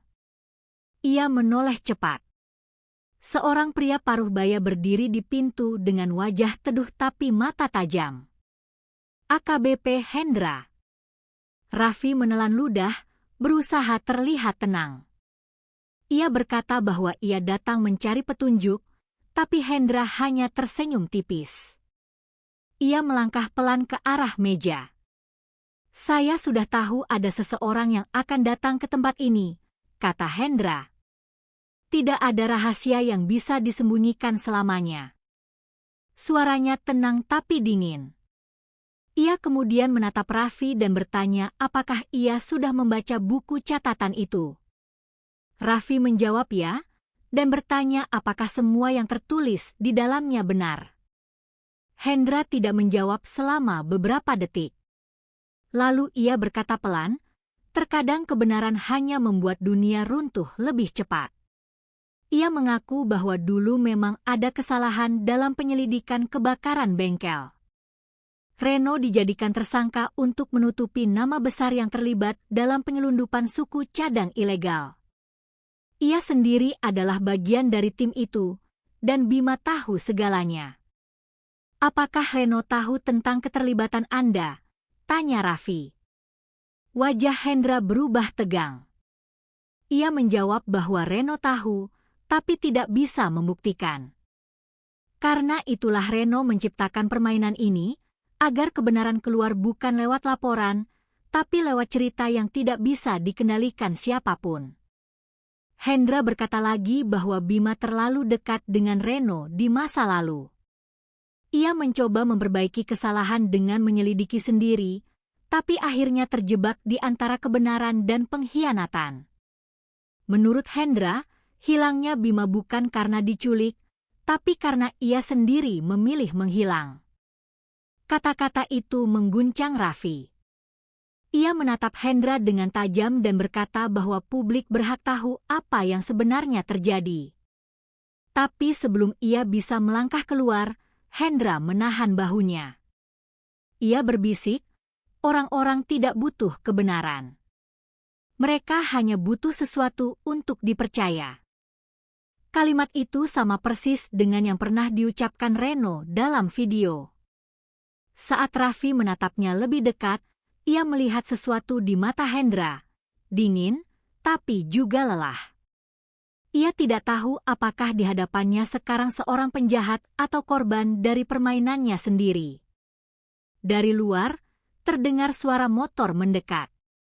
2 orang petugas tiba, memanggil nama Raffi. Tapi ketika mereka masuk, Hendra sudah tidak ada.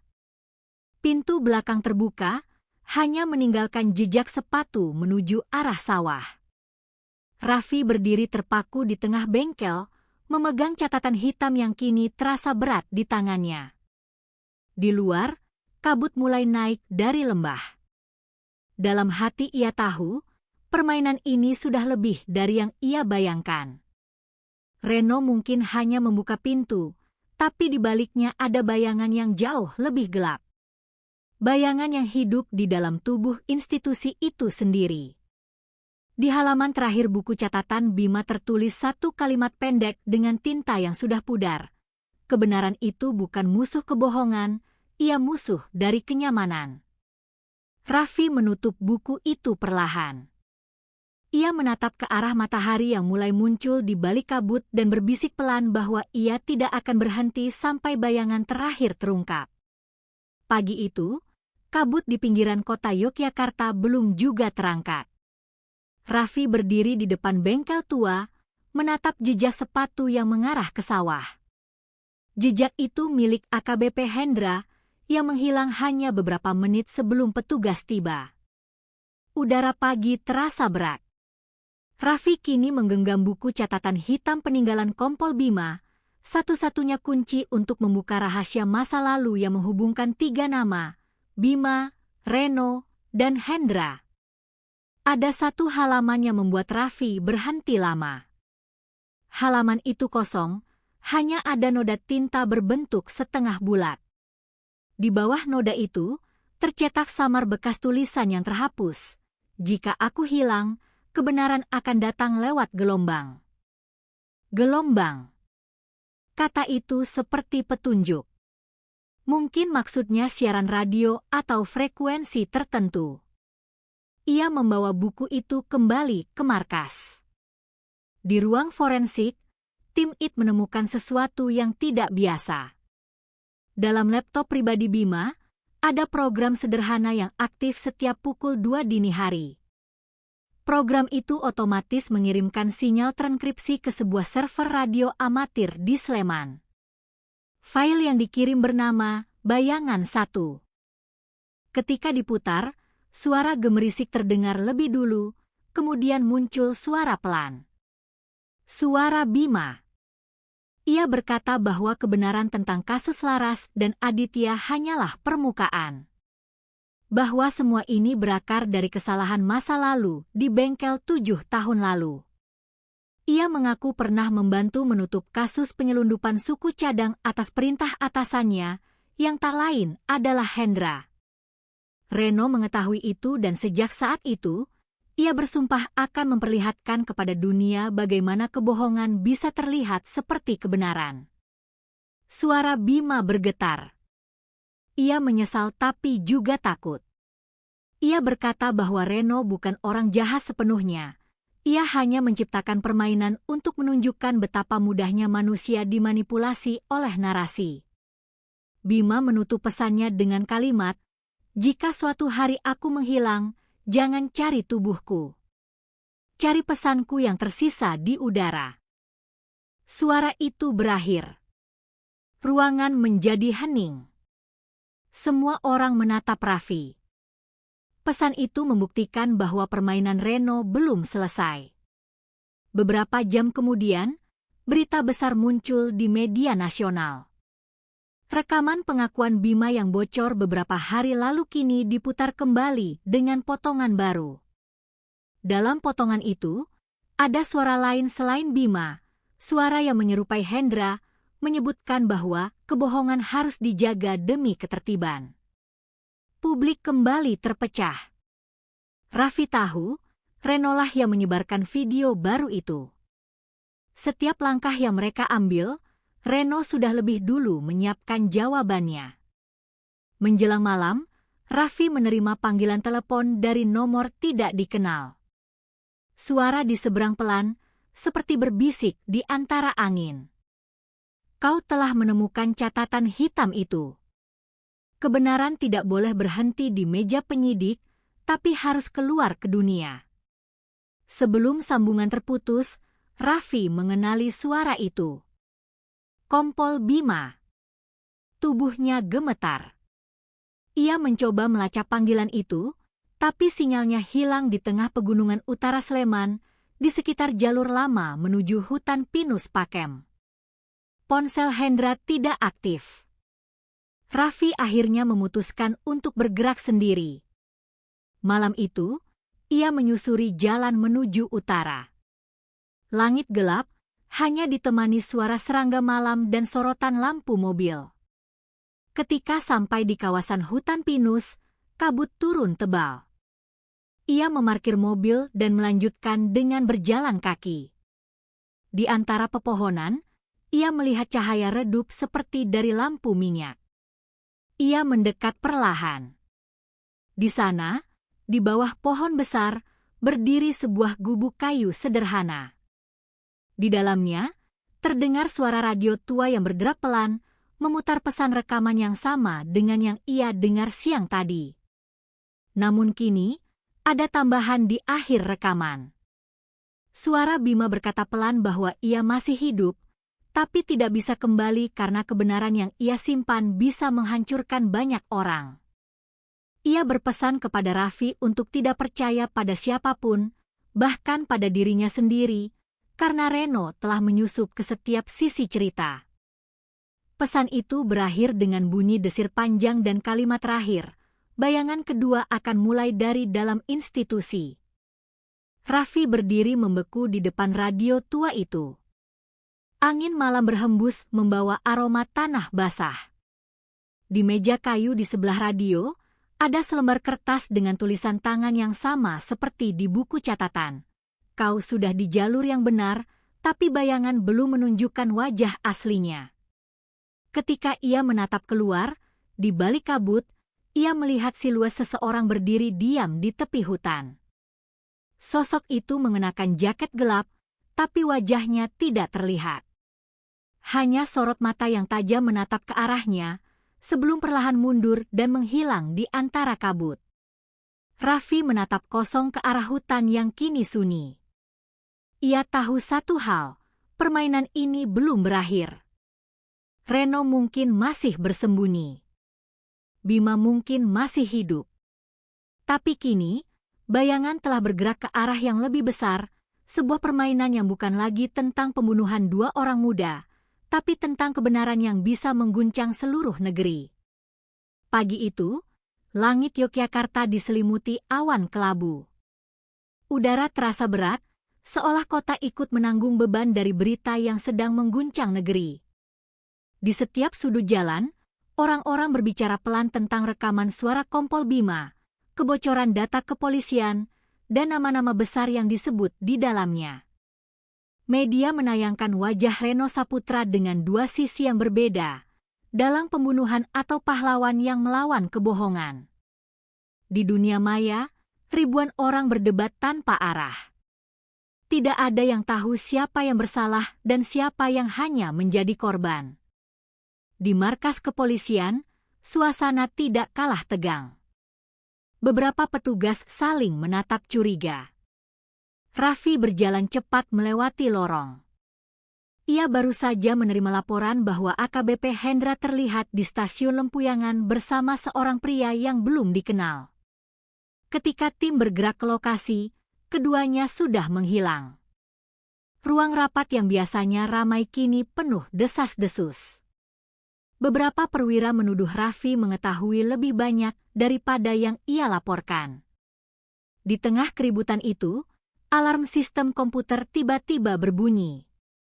Layar di setiap ruangan menampilkan pesan yang sama dalam huruf putih di atas latar hitam. Bayangan tidak hidup di luar, tetapi tumbuh di antara mereka sendiri. Semua komputer membeku, server pusat lumpuh.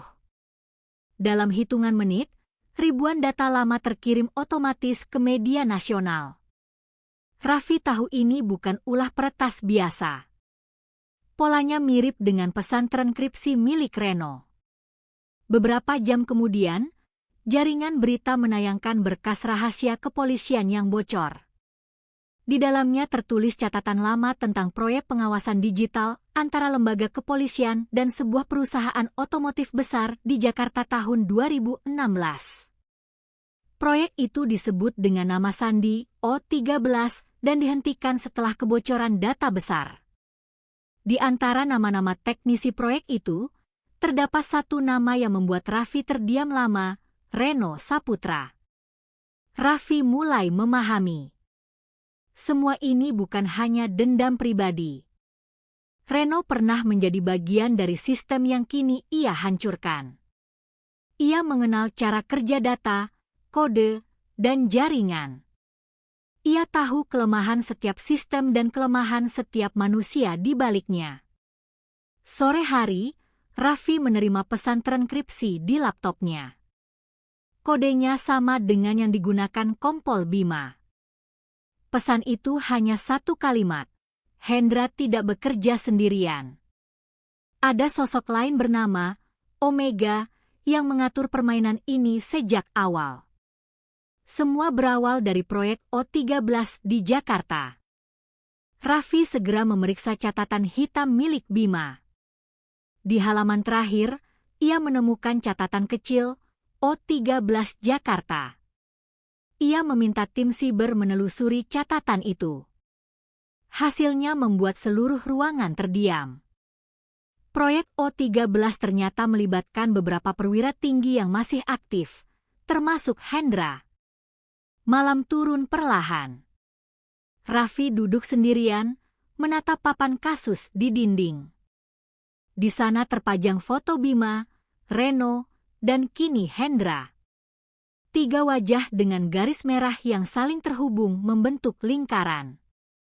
Ia menyadari bahwa setiap lingkaran memiliki pusatnya, dan pusat itu mungkin adalah sosok yang disebut Omega. Malam semakin larut ketika ponsel Raffi bergetar. Sebuah pesan masuk tanpa nama pengirim. Isinya singkat dan tajam. Jika ingin tahu siapa Omega, datanglah ke gedung lama Departemen Transportasi di Jakarta, lantai bawah. Datang sendiri tanpa membawa siapapun.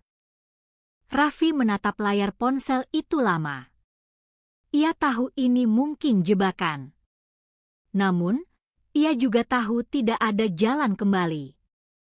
Permainan ini tidak akan berhenti sebelum ia menemukan siapa yang menarik tali di balik bayangan.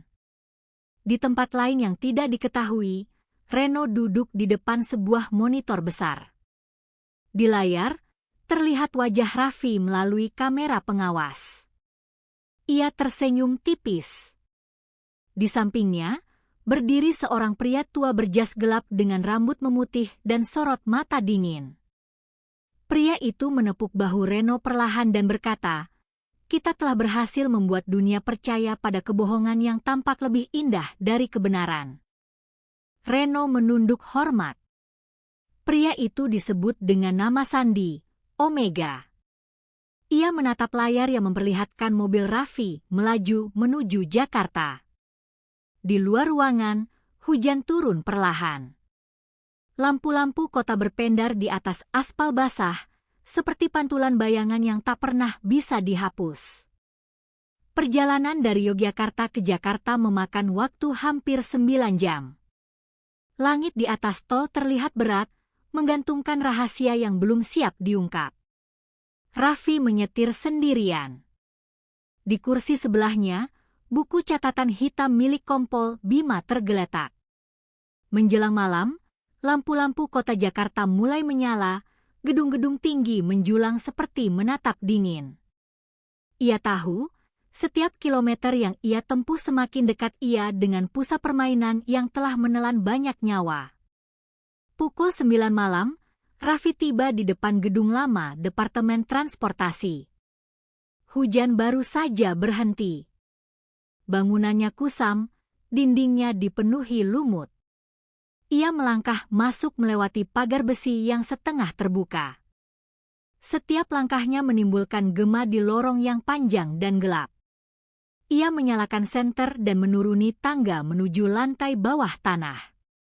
Di dinding, masih terlihat papan bertuliskan Ruang Kendali Proyek O13. Disinilah semua dimulai. Saat tiba di ruang bawah tanah, Raffi melihat beberapa komputer tua berdebu. Di tengah ruangan, terdapat sebuah layar besar yang tertutup kain abu-abu.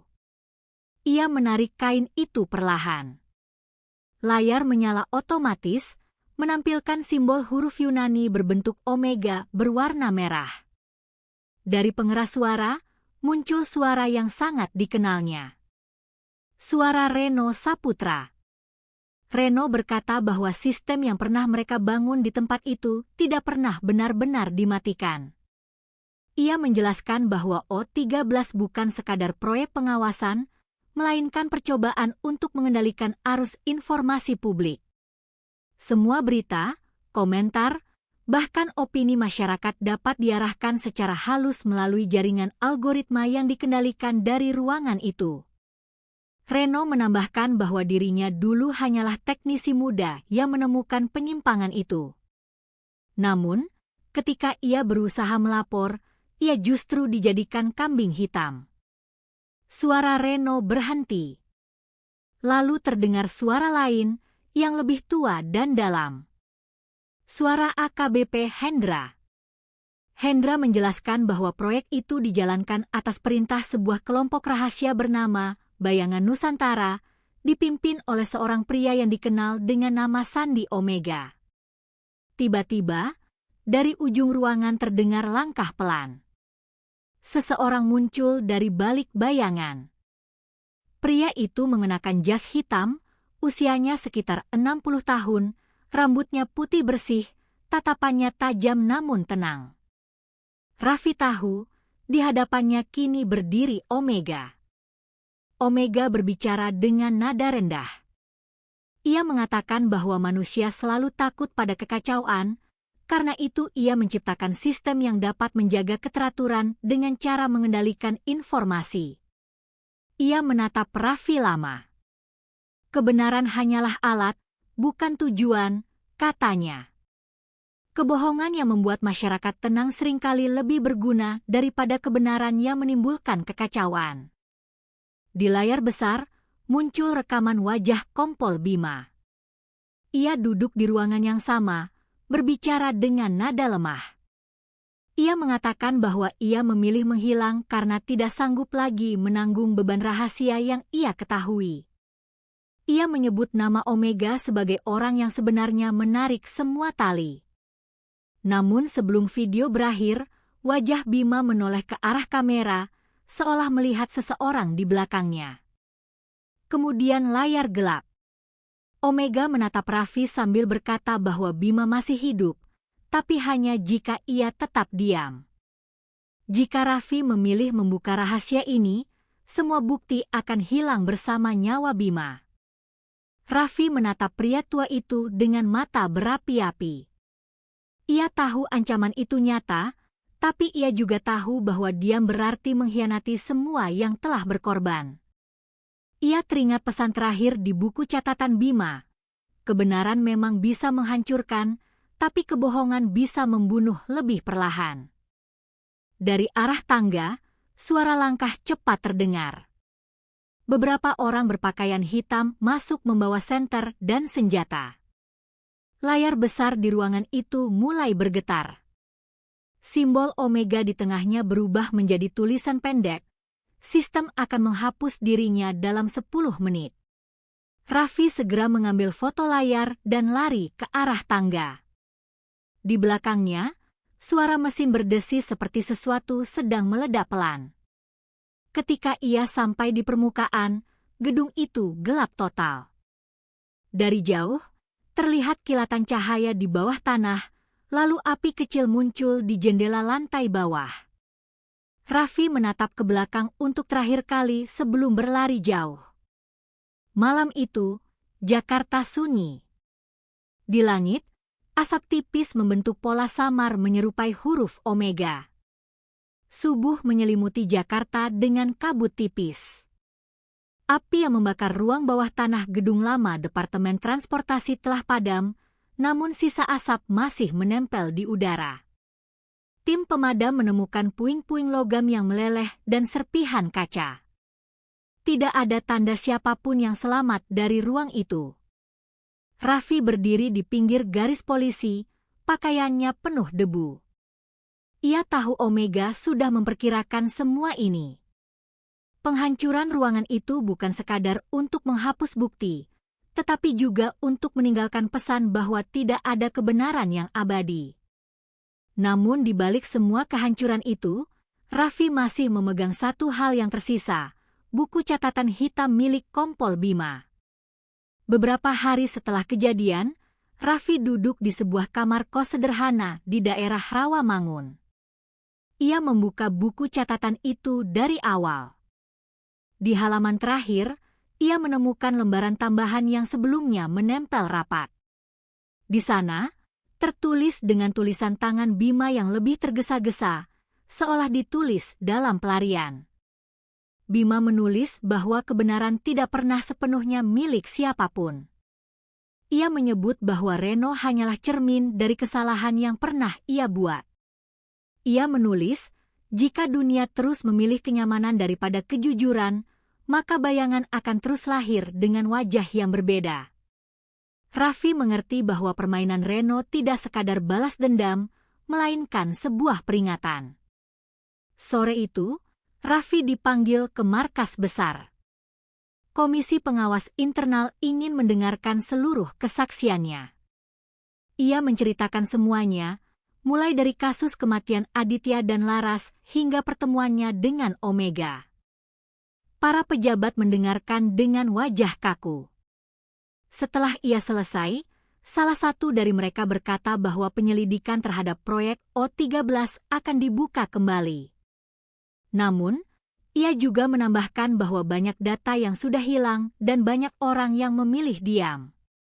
Raffi mengerti arti kata-kata itu. Kebenaran mungkin akan dibuka, tetapi hanya sebagian kecil yang akan sampai ke publik. Malamnya, ketika ia berjalan keluar dari gedung, udara Jakarta terasa lebih berat dari biasanya. Ia berhenti di sebuah jembatan kecil, menatap lampu jalan yang memantul di air hitam, menciptakan bentuk seperti simbol Omega yang samar. Ia teringat wajah Bima, suara Reno, dan mata dingin Omega. Semua wajah itu kini seperti potongan dari satu bayangan besar yang menyelimuti dunia nyata. Beberapa minggu kemudian, sebuah berita baru muncul. Seorang pria ditemukan hidup di pinggiran hutan pinus di daerah Bogor. Wajahnya penuh luka, tubuhnya lemah. Setelah diperiksa, pria itu ternyata Kompol Bima Nugraha. Ia masih hidup. Raffi segera datang menemuinya. Bima duduk di kursi rumah sakit. Tubuhnya kurus, namun matanya masih menyimpan ketenangan yang sama. Ia tidak ingat banyak hal, tidak lagi menyebut nama Reno atau Omega. Ia hanya berkata, manusia seringkali kalah bukan karena kebohongan orang lain, tetapi karena takut menghadapi kebenarannya sendiri. Setelah beberapa hari, Bima dipindahkan ke sebuah tempat rehabilitasi di luar kota. Ia tidak lagi ingin terlibat dalam penyelidikan. Ia memilih diam dan menulis di buku baru yang selalu dibawanya. Raffi menatapnya pergi dengan perasaan campur aduk antara lega dan kehilangan. Beberapa bulan berlalu, kota kembali sibuk. Berita tentang bayangan Nusantara perlahan tenggelam di antara isu-isu baru. Namun Raffi tahu, meski Omega mungkin sudah tiada, ide tentang pengendalian kebenaran tidak akan pernah hilang. Akan selalu ada orang lain yang mencoba memainkannya dengan cara baru. Suatu malam, ketika Raffi sedang duduk di beranda rumah kontrakannya, ia menyalakan radio tua yang dulu ditemukan di gubuk pinus. Suara gemerisik memenuhi ruangan, lalu terdengar potongan siaran pendek. Suara itu pelan, nyaris tenggelam di antara gangguan frekuensi. Suara itu berkata, bayangan tidak bisa dibunuh karena ia hanya bentuk lain dari cahaya. Lalu suara itu hilang, meninggalkan keheningan panjang. Raffi menatap langit malam yang penuh bintang. Ia menyadari bahwa mungkin memang begitu sifat hidup ini. Selalu ada kegelapan di balik terang, selalu ada rahasia di balik kebenaran. Ia menutup matanya, merasakan angin malam yang dingin. Di dalam hatinya, ia berdoa agar setiap manusia kelak berani memilih kejujuran meski harus kehilangan kenyamanan. Karena tanpa keberanian itu, bayangan akan terus hidup, menunggu kesempatan untuk mengambil alih cahaya. Ketika pagi datang, matahari terbit perlahan dari ufuk timur. Cahayanya menembus jendela kecil jatuh tepat di atas buku catatan hitam yang kini terbuka di meja. Di halaman terakhir, tulisan tangan Bima terbaca jelas. Selama manusia masih menulis cerita, kebenaran akan selalu berjuang untuk didengar. Raffi menatap tulisan itu lama, lalu menutup buku perlahan. Ia tahu kisah ini mungkin tidak akan pernah benar-benar berakhir. Tapi setidaknya, kini ia memahami bahwa setiap bayangan hanya bisa hidup jika cahaya dibiarkan padam.